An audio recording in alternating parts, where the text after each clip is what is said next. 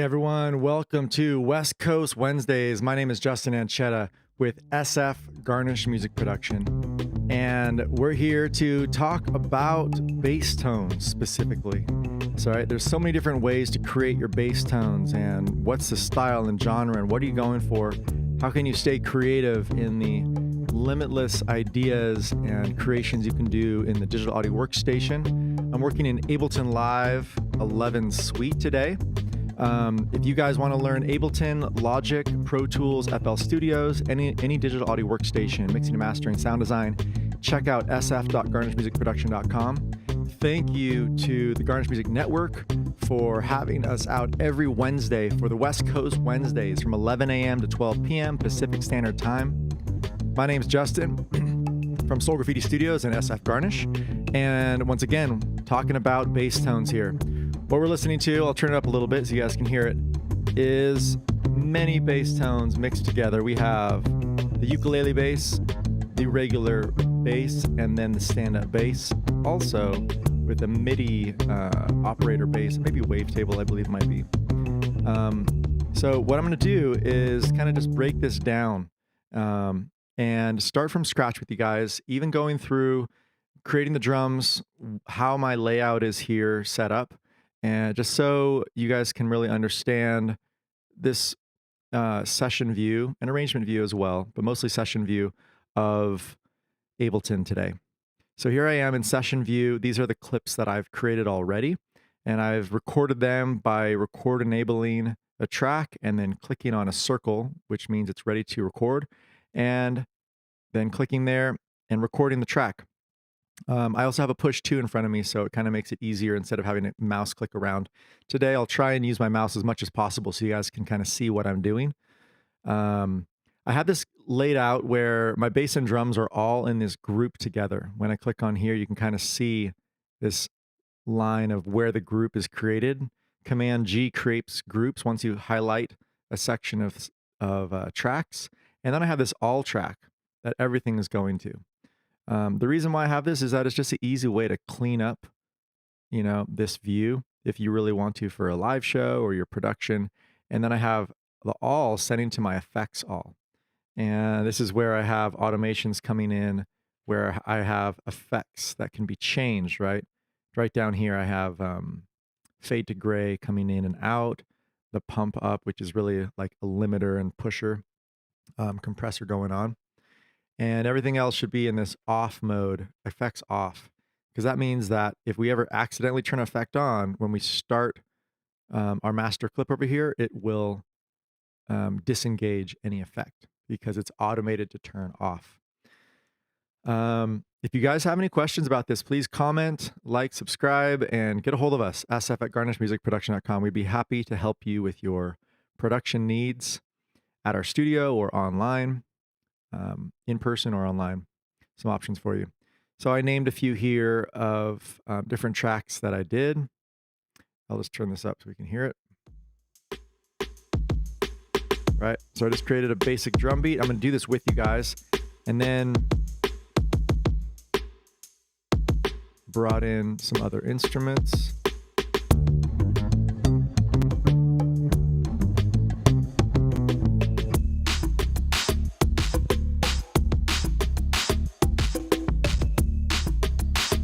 So some other instruments there. I'm going to open up my preferences by command comma. That's the shortcut code. And you can see that I'm at 256 sample rate. Okay. I'm in this kind of middle range. When I'm doing a live show, I bring my sample rate down so it can have less latency. And then when I'm in mixing mode, listening back, I can bring this up. And the latency doesn't really matter because I'm not playing any live instrument.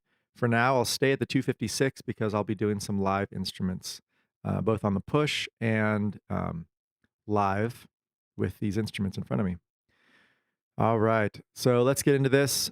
I've already put these channels, right, into the appropriate locations, right? So my 1/4 inch cord is working for 2930, and then I have a microphone for 12.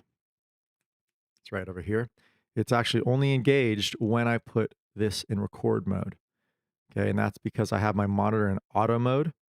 If you expand this out over here, you can kind of see it a little bit better, right? In, auto, or off.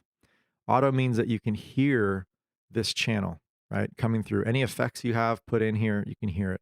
I personally have been really enjoying playing in auto and turning off my monitor on my X32, which is my audio interface, and utilizing the effects and compressions inside Ableton. This is both, obviously for the mixing side of things, but also for a live situation. You could do a lot of cool effects and then also making your bass tones the way you want. So let's get into this. Let's go ahead and start with our drum track here. I'll expand this out so we can see it a little bit better. And I'm going to go shift stop clip on my push 2. Okay, that's a stop all. This function is also seen on our master channel. This square right here can also be stop all. If you click on this, everything is unengaged. I'm in record mode down here on with the red on. If you guys aren't seeing the red, that means that your audio interface isn't set up in input mode, right? Your input device has to be pointing toward your audio interface, right? So if you can't get that red, just check that in your preferences. Okay, what I like to do is turn my metronome on up here. You can click here, push 2. You can just click on the metronome button. And when I click this, my 92 BPM starts up. You guys aren't hearing that because I don't have it in your monitor yet. I'll change that to the same output, 1, 2. It's a great tool to be able to put your cues, right, to your personal headphones so that at a live show, it doesn't need to be to everyone, right? So your cue out can change. Your audio interface obviously has to have multiple outputs, more than just 1, 2, right? Your stereo left, right. You have to have your 3, 4, or whatever. Luckily, the X32 has many options, even more than this. I only have 16 engaged right now. Okay, so what I'm going to do, if you guys have your Akai MPK Mini or whatever MIDI device you have, you can find out where on the keyboard or the pads your drums are at.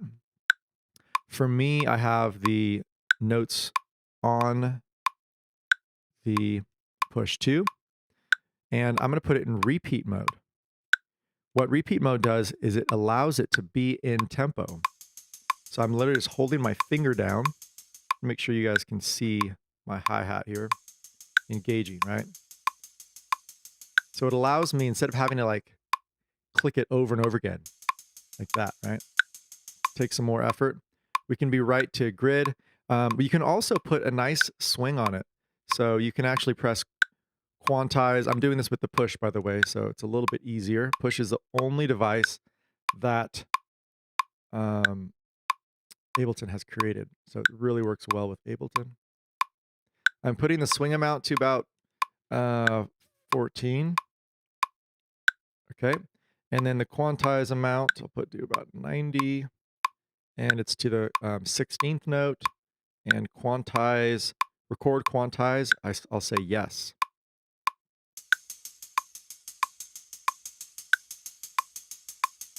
Notice how there's a little bit more of a feel to it now.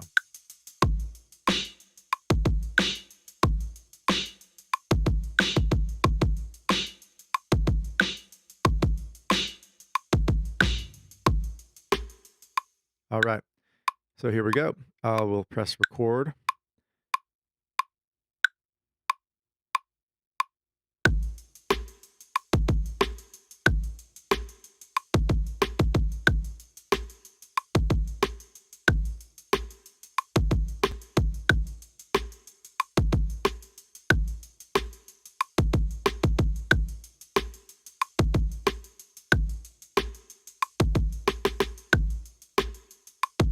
So that was set to record, let's say fixed length is set to 8 bars, right? So that's why it did that. Now, easily with the push, you can just bring that down in length, which is what I just did, or put in 4 bars instead. Okay, it's super quick. Instead of having to take your mouse and drag it over to the exact spot. Okay. So there we have our drums with that 14% swing. Let's see if we can even quantize that again. Okay, I'll make sure I select all these. Cool, already quantized. 89% quantized. Let's go ahead and do 100% quantized to that 14% swing.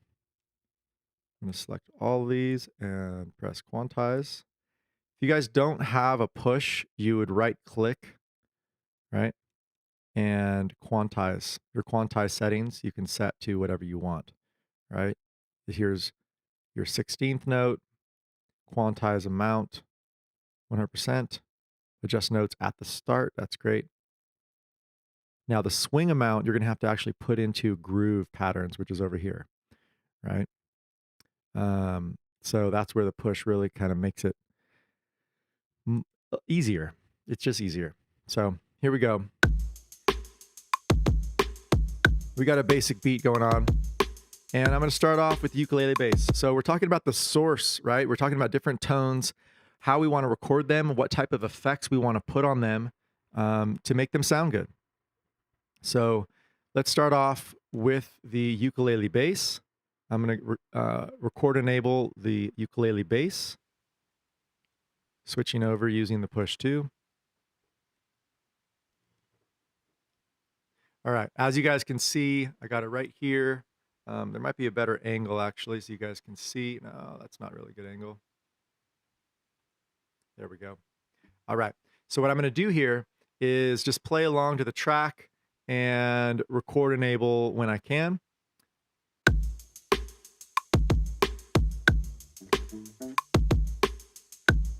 Take it out of tuning mode.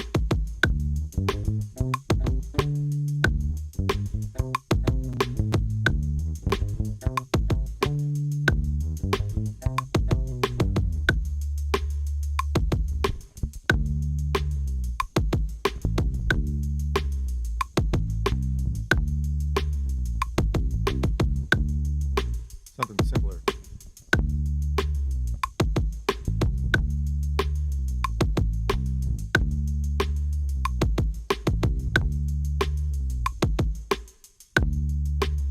So notice there's a little bit behind the beat. I'm going to press the quantize. I'm just going to bring it right onto the beat there.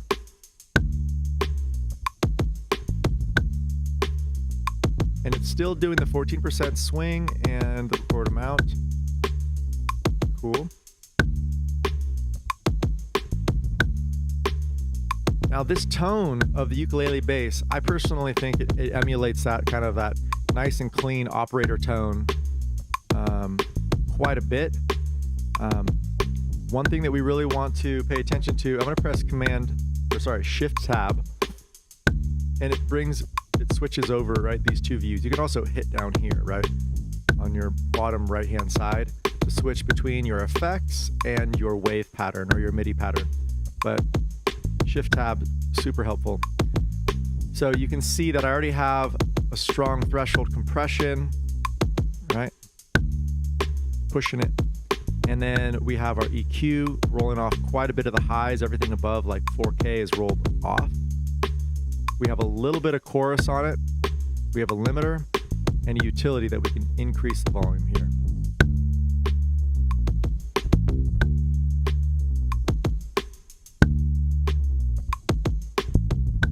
We bring our master volume down a little bit more. So here we are, you know, positive 10 dB on this gain structure. It's just a nice way to pop it out, just even for, you know, listening to the track while you're trying to mix the sound, right? Let's listen to the frequencies here. Let's open this up. This little triangle here opens up your EQ larger. Take off the click.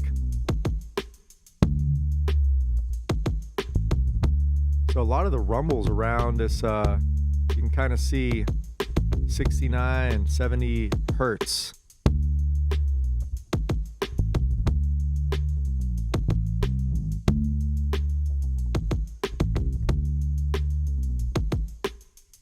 Sometimes you want to bring out something a little bit higher to get like more of a pop or attack on your kick or bass. in general, I think this 2 is kind of what we want, but we want to change our cue point and widen it out. Just bring this all up here. And even that 300 range is pretty good too.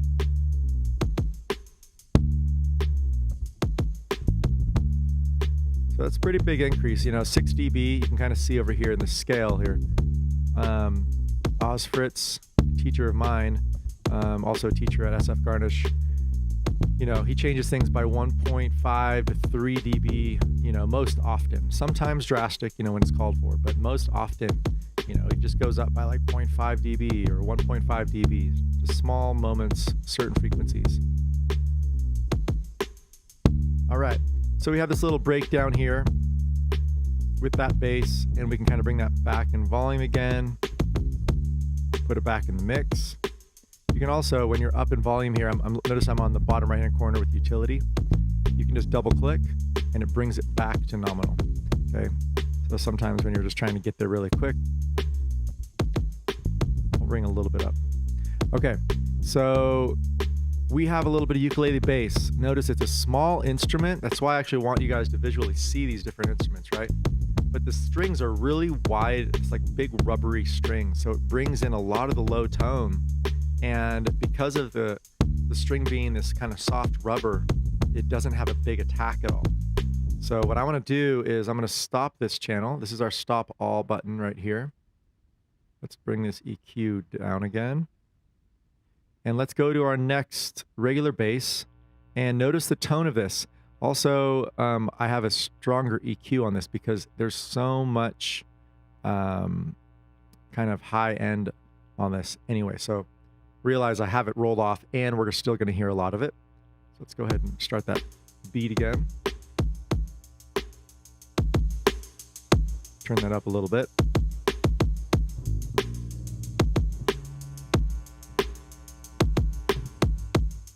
Okay, so with the electric,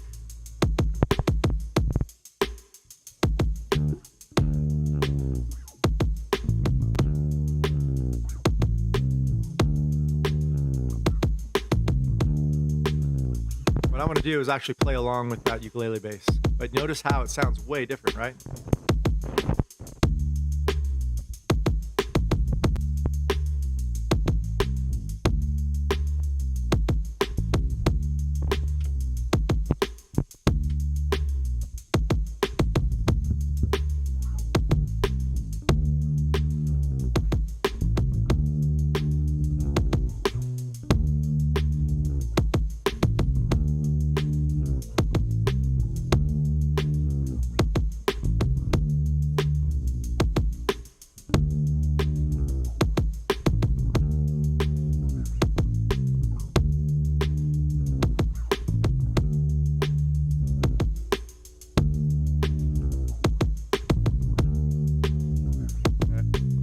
Pretty quiet. You want to hear a little bit more, see a little bit more of the waveform if you can. That's your input level on your audio interface. Let's quantize that, get that really tight.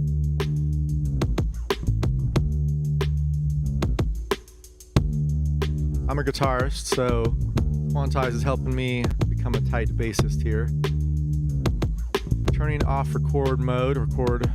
If it's all red here, any movement you do with your fader or anything, it's going to be actually, it's going to automate, right? So just get out of that so you can kind of adjust your levels. Now here you can start comparing your tones by your mute function.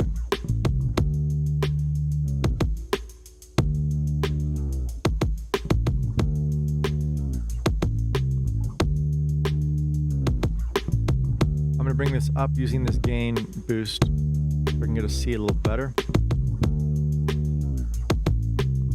So we're just listening to the regular bass, the electric bass. Now the ukulele bass. I'll do the same thing here.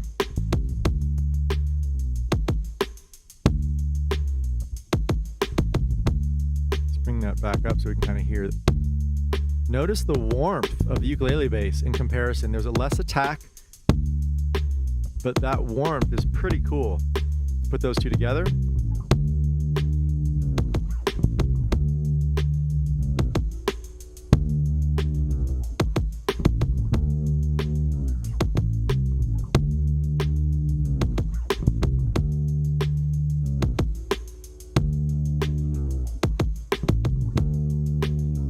The slide on the regular bass, you know, those frets are really kind of standing out with the steel wrapped strings.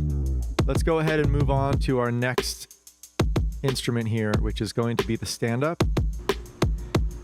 Okay, we have a live microphone here, so it's going to be a little bit different sounding for a sec here, but let's try this out.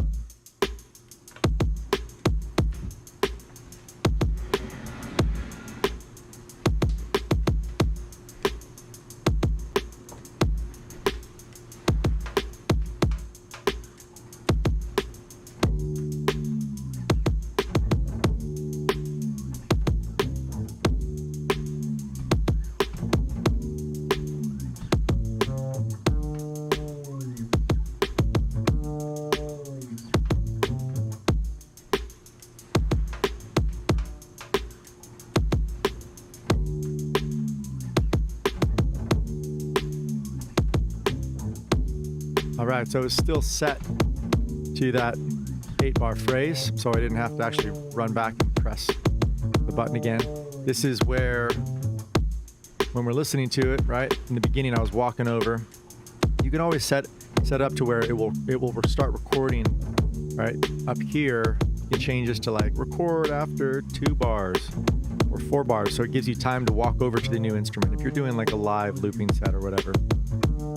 So for now, I'm just gonna bring this in,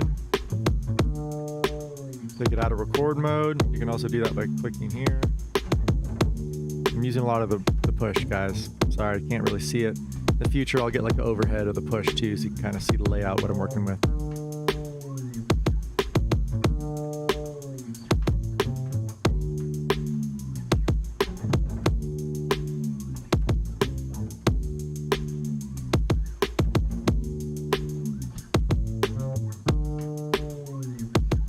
Sometimes when you quantize, it's not really exactly what you want. So you can take out little bits of it. Let's bring this up in volume again. Let's look at the EQ structure of this.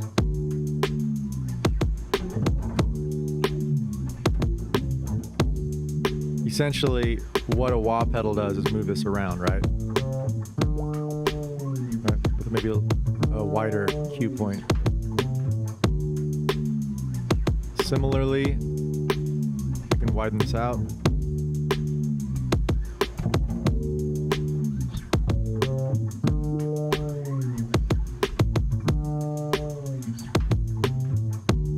Cool. So rolling out some of that kind of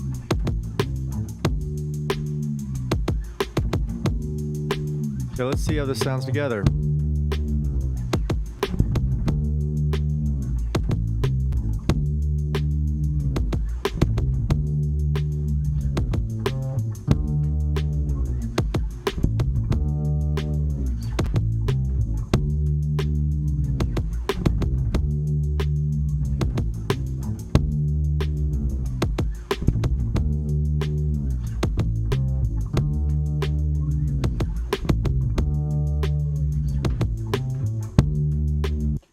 So our loops are a little bit different here. How many, you count our bars, 1, 2, 3, 4, and the 4th one has that space.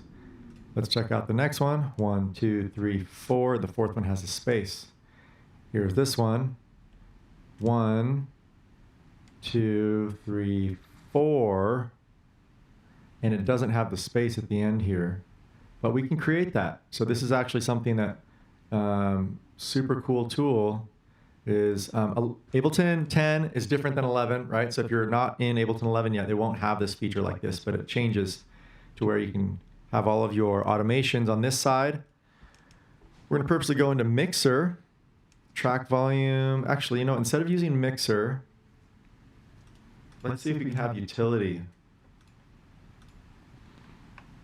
Is there a utility? Here it is. Let's go to utility, okay? Because sometimes we don't want to affect our main gain structure so that we can continue mixing later on and not mess up our automations. So let's go ahead, and our gain on utility is going to drop. And let's do a nice fade out right here. So it's going to be curved. Chunk, chunk. Oh, you guys are still hearing this microphone. Let's turn that off. Okay, cool. So a little bit better, nice quieter area. So when you hover over something, right, it shows the line, right, highlighted, and then you press the Alt key.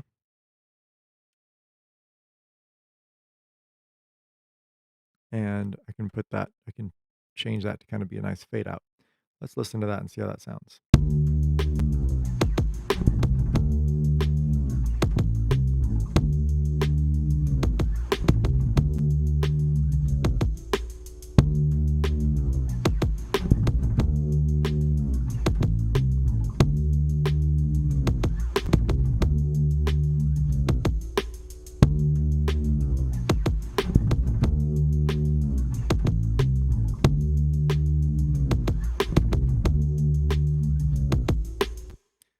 So one of the basses is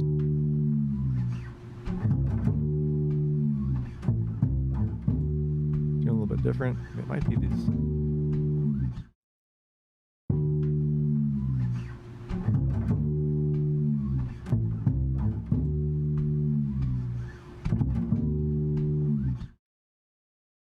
That's that space at the end that we created.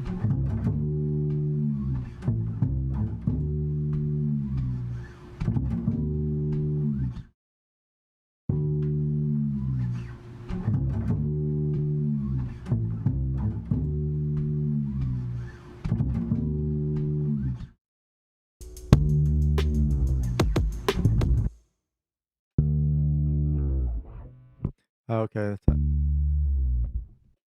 So this bass right here, it's almost sounding like other notes are being played just because of that slide. Right? And this is where, once again, you can take your utility. It's in mixer. And there it is. Utility gain. And right here, we can just like bring that down.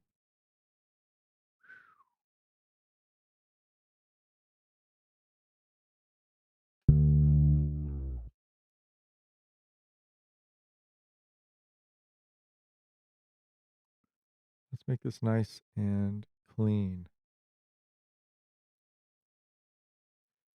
And fade that with a gentle slope.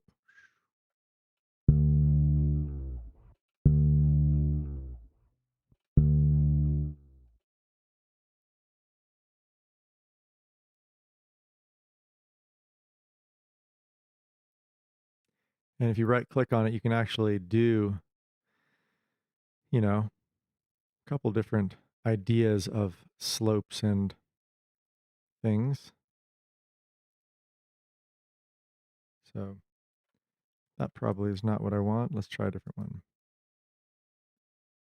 There we go.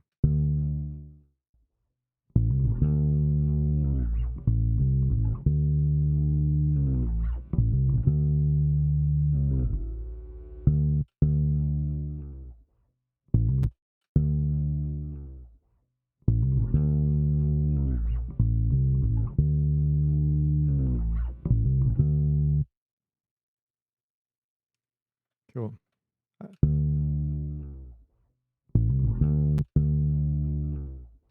Cool. Let's just do that.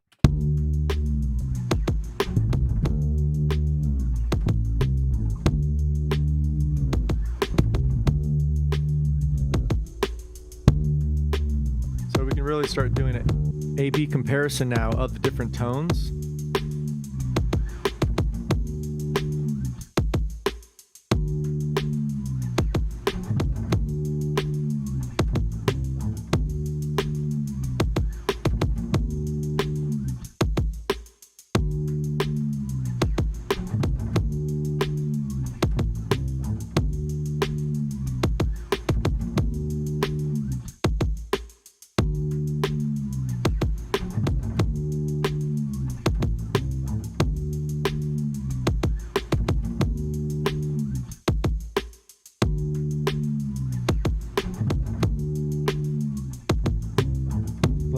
softer threshold here.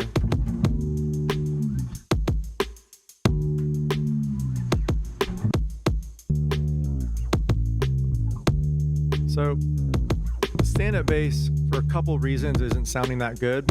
One being that the microphone I'm using is pretty far away from the source, right?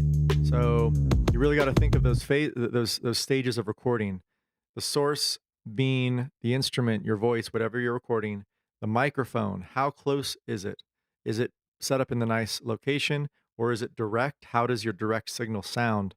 Then you're going in and then doing these extra EQ, compression, chorus, and starting to mix that sound. So I would say the stand-up bass we didn't give it justice, because this should have been probably about 6 to 8 inches off from the F hole on the stand-up bass. But with that said, we don't need to use it.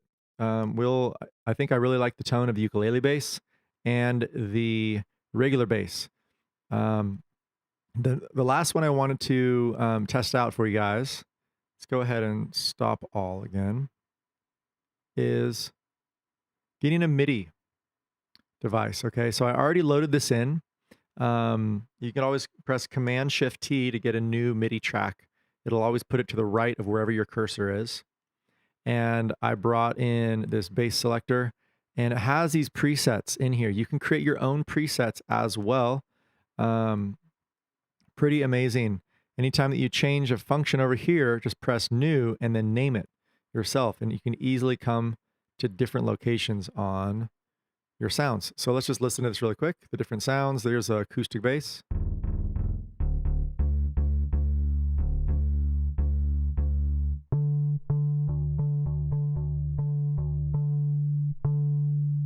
gonna bring that up in volume so we can hear a little better.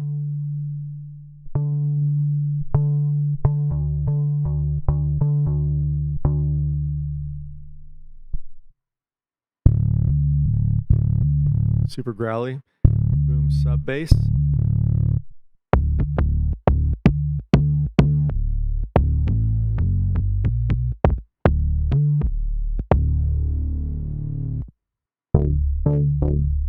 And call it June O bass.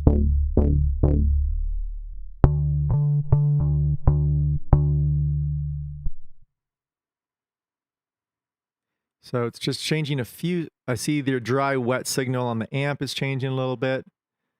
A couple different portions of your bass selector, your drive, your volume, your filter cutoff.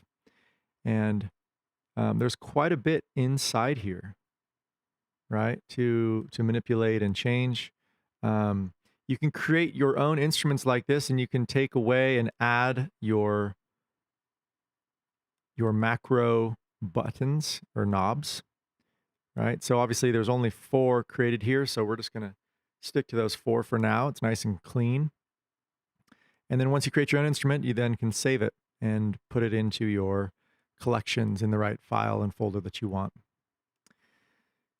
So I don't exactly know what these notes are that I'm playing. So let's figure out what those are.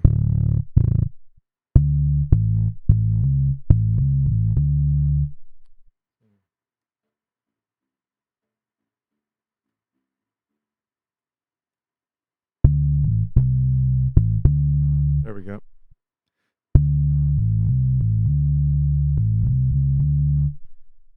All right, let's get back into doing drums. I'll probably play with the ukulele bass for this recording. Unmute it.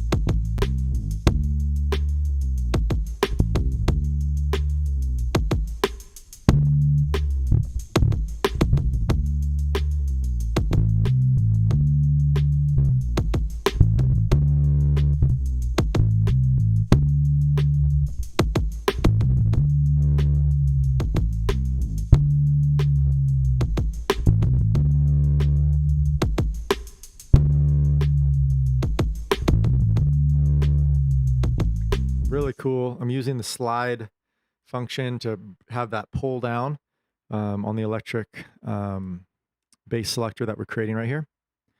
So let's go ahead and try and record that. So this is highlighted, right? And we're in record mode, so it's going to record in this location. If my highlight's here, it would record down there, right? If I'm pressing my record button on the push.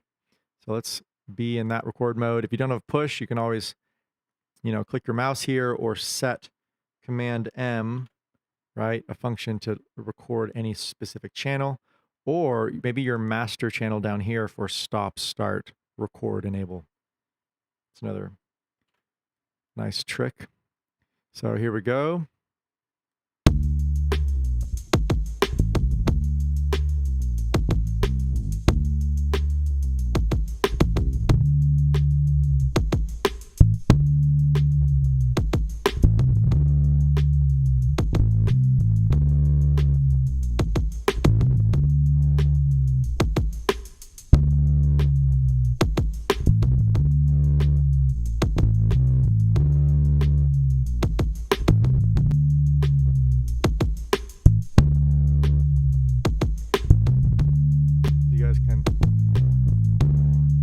See exactly where that is. It's kind of peaking. Oops. So notice how that red dot came in right here. That's showing me that the automation's on. I'll go Command Z to undo that. Come out of record mode, right? You can press this button right here or on the push. Bring it down in volume.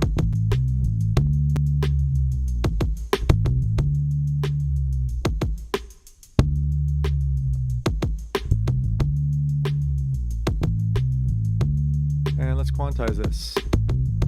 See, just push these over just a tad bit.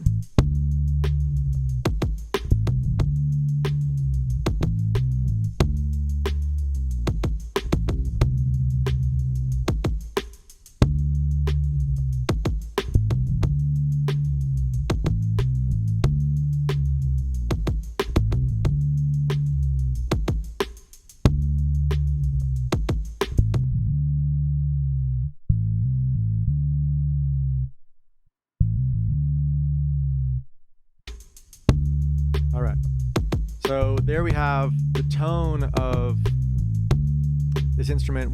One nice thing about this is that, let's turn off this ukulele bass for a moment and just really analyze changing these now. So just like that, we have the ability to change through.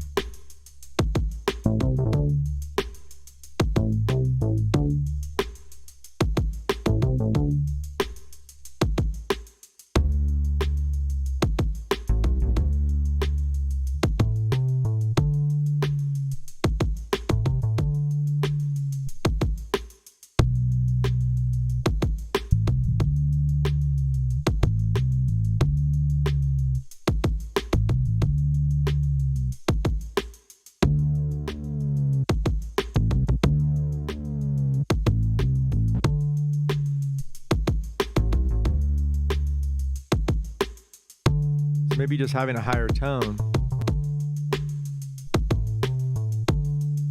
And notice as well that there's an extra pitch right here that got hit. We can just take that out, clean that up. The beautiful thing about MIDI is how easy it is to manipulate and move before and after playing. Let's go ahead and press the Master All. And you guys aren't seeing it because my head is there right now. But Master All, there it is, in the upper right-hand corner.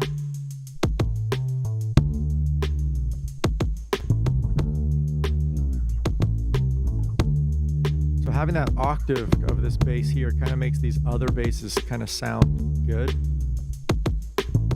Now I'm not using the stand-up at all. I can click on this and press 0 just to, take out some of the CPU usage, right? Just I'm zeroing that out, meaning I'm deactivating that track. Click on it again, it won't play, even if this is in record mode. So our CPU usage is up here at 50% right now, probably because I have quite a bit of effects on this specific, session. But also, this is something really good in 11. Notice how this little line's popping up, pressing the C right here. And you guys can't see it again because my head. There we go. All right, so this C right here that I'm pressing, when I bring that up, this is actually how much CPU usage is being used per channel. right? So when I start playing, look at this Kingsway kit. It's just ridiculous CPU usage. So let's say we want to do something here to make this easier. We're going to freeze this track. Essentially what we're doing when we freeze a track is it's telling the computer to play the track and make it sound how you have it set up, but don't work so hard, right? It's saying like, we're going to freeze everything how you like it so that we can just recall it right away and not have to think so hard. It's going to take a little bit of time here, but not too long. And what that does though, it's going to free up our CPU usage, right? At a live show, you know, most tracks should be frozen except the tracks that you're wanting to manipulate live. Okay, because once you freeze a track, you can't be changing out the EQ and manipulating portions of it. It's going to be all frozen together. But this is definitely a way to have your workflow just continue moving forward, right? If you start losing CPU usage, or it's starting to kind of like your sound is starting to crack out, which just happens, make those crackly sounds above the 50% CPU usage. This is a way to get around it. I'm going to also show you once again a way to get around that, which is changing your buffer latency, right? So I had that at 256 because I wanted to play the instruments and not have any lag time using all the effects in Ableton. So I was like 256. You can go all the way down to like 128 even. But when I'm in mix mode, I can go up to 500 or 1,000 and have it where, like if I played with it, it would have a latency, right? But since I'm just listening back, it doesn't quite matter, and it allows me to have all the controls of the effects and add in more, and there's that buffer zone to where the computer can manage it better. So let's go ahead and play this exact same thing. Remember, it was at 50% before.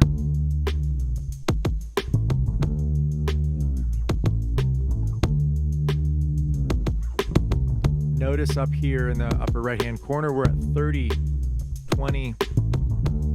20 range percentage, way less. When I look at the little controls down here now, this isn't using any CPU usage. Our bass, our electronic basses, and our regular basses, maybe because we have some specific effects on this one. I think I actually added in like a little bit of a wah on this, you guys. If I even take off some of this, that might even help out. So anyway, you want your effects the way you want them, right? So don't kind of like go small on doing what you want, but this is a workflow that can work. I have a, pretty strong computer here, but still in complex digital audio workstation environments, you want to save your CPU usage sometimes. I'm going to open again, Command, comma, the preference. And preferences in the audio preferences, right? This is where our audio interface is showing in and out, but also our 256 sample rate. If I go to 512 or 124, this should also give us a buffer and help create our CPU and our computer running more smoothly, doing more effects. If you guys have external effects going on, this is really going to help out with your CPU usage. Let's go ahead and play this and look at our CPU usage now. So we were at, high 20s to 30s, and now we're in the low 20s. It even hit like 19 at one point, right? Playing the exact same track. Okay. So as you're going through your scenes, you got your basses going on. You can add them together. These are all in mono. They're not panned. Panning, you can kind of get into some phasing issues, but it also can be a pretty cool effect to have unique basses on sides of your mix. And start creating your variation, right? In your master chain right here, you can just move through these.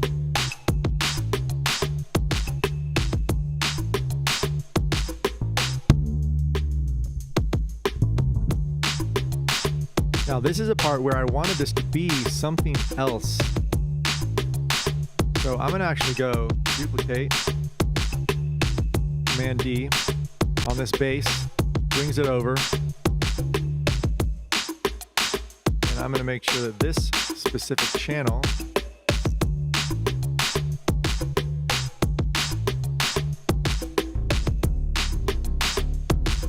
now change the tone.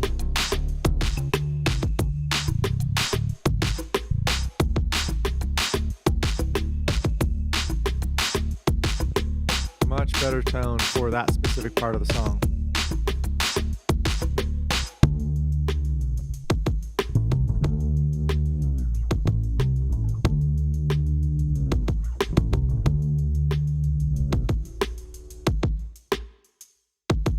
All right, so we can actually take this off record mode so that we can just play these tracks and not accidentally record anything.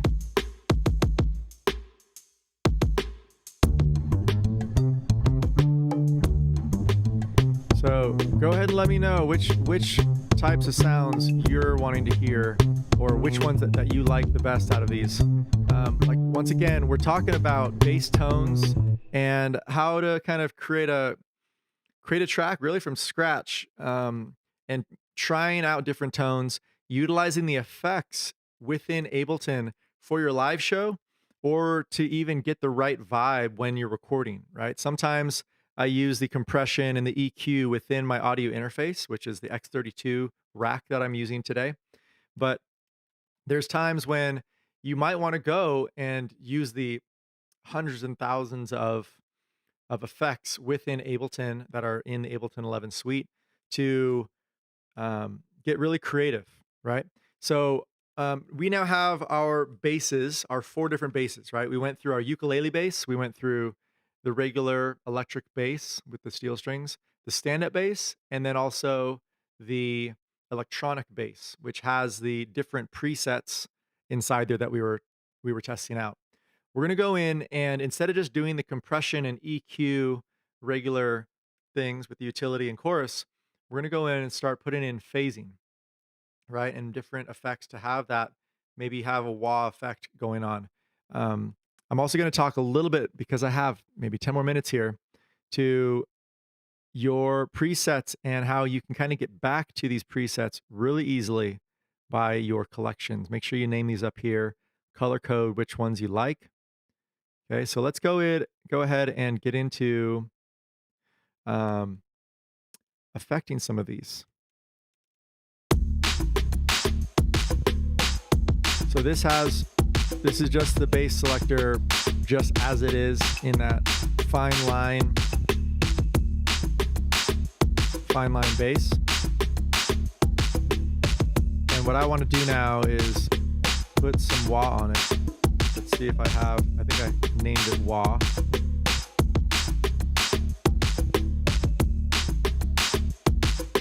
Okay, so this is a bass ukulele with phaser wah. Let's put this on the end.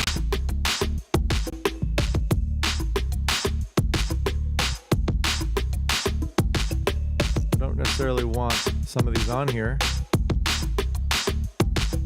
Don't really need the chorus. Maybe that could be cool.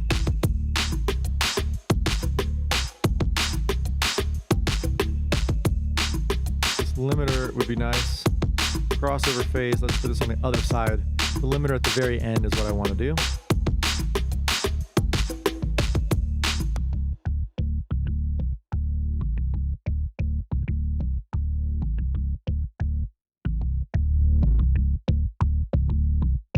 Nice. So this crossover phaser, let's just go dry wet to hear the difference.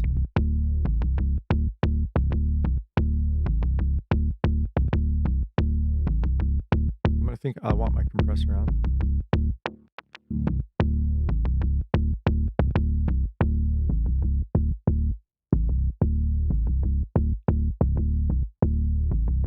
I don't really like that attack up there. Take that off.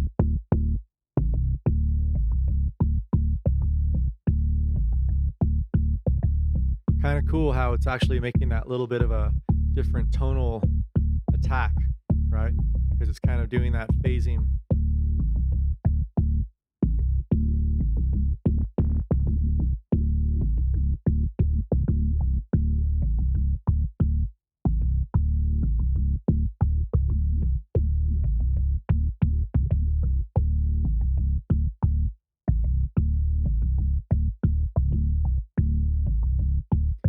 Going ahead and just kind of seeing the extremes and then bringing it back to where you want them.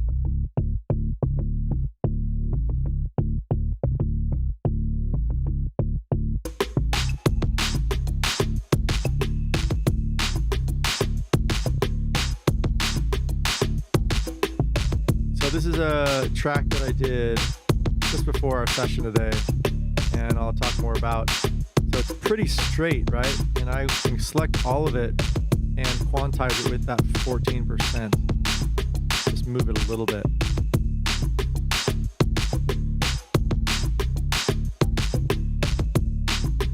Even our main beat.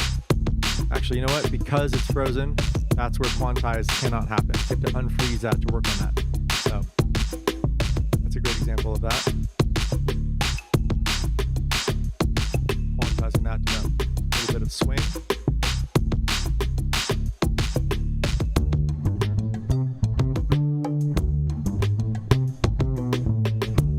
All right, so you're kind of in this place now where you can kind of start messing around.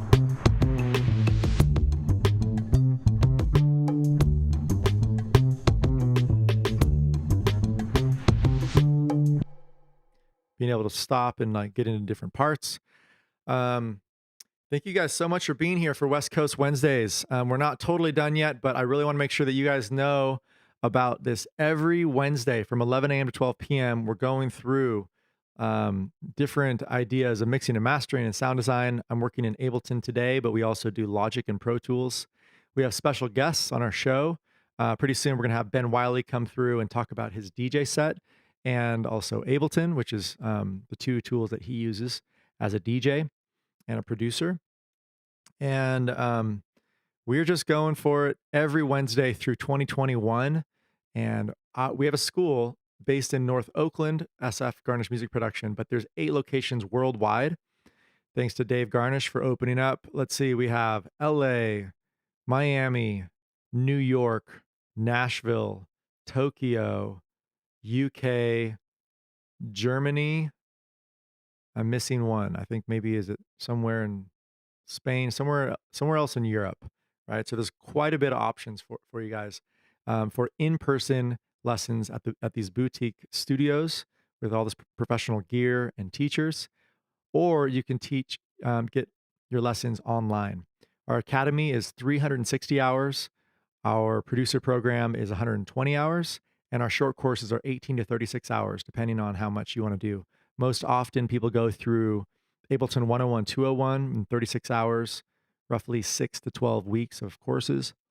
And you get not only the basics of Ableton, but the workflow, the shortcut codes, and how to start manipulating sound with the DAW so that you really can get a grasp on where to go, how to do it, and just stay creative in your workflow. When you show up to your digital audio workstation and your computer, you don't want to go down the rabbit hole of just like pressing buttons and realizing 3 hours went by and you didn't get anywhere, right?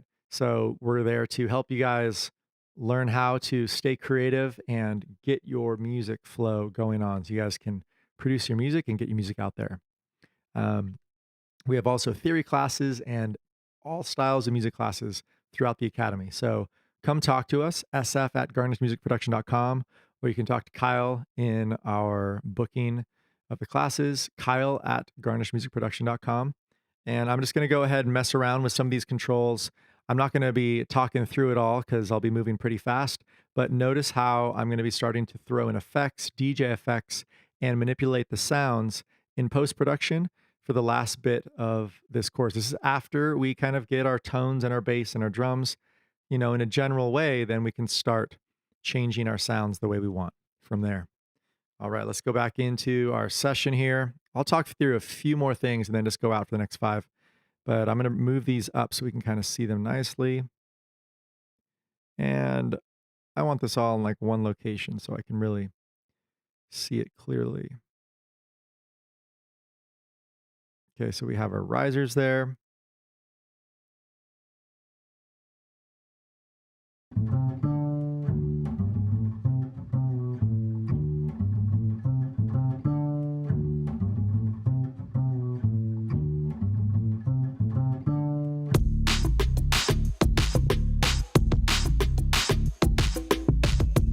Up a little bit. We're not searching for anything right now.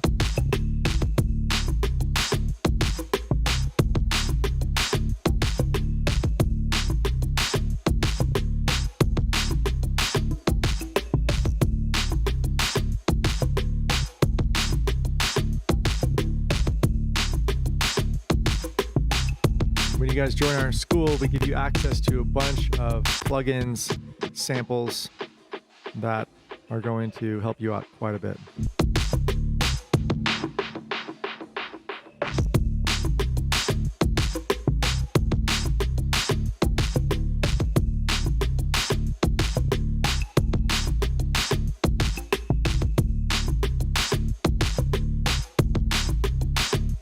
I'm curious if I can even put this in here. Not quite. We want to keep that out of our whole effects chain.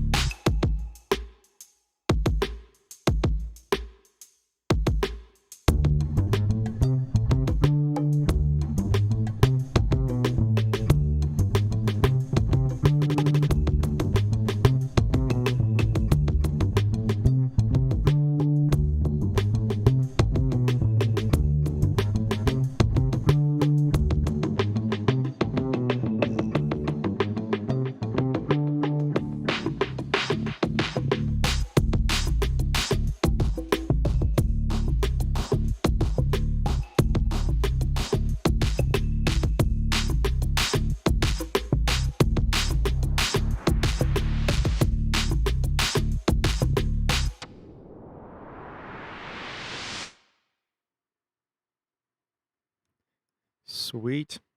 All right, just jamming her out a little bit. Once again, my name's Justin Ancheta with SF Garnish Music Production. Just doing a little bit of jamming here with the bass tones that we just created today, some drums. And if you guys have any questions, contact us, sf@garnishmusicproduction.com. Thank you to the Garnish Music Network for inviting us out for the umpteenth time. We're going to be finishing off this year strong every Wednesday from 11 a.m. to 12 p.m. Pacific Standard Time. So please like and subscribe and share what you're seeing. We're going live to our YouTube, our Facebook, and our Twitch pages. And we look forward to seeing you here in the near future. Contact us, sf@garnishmusicproduction.com, 510-463-GROW. Ciao.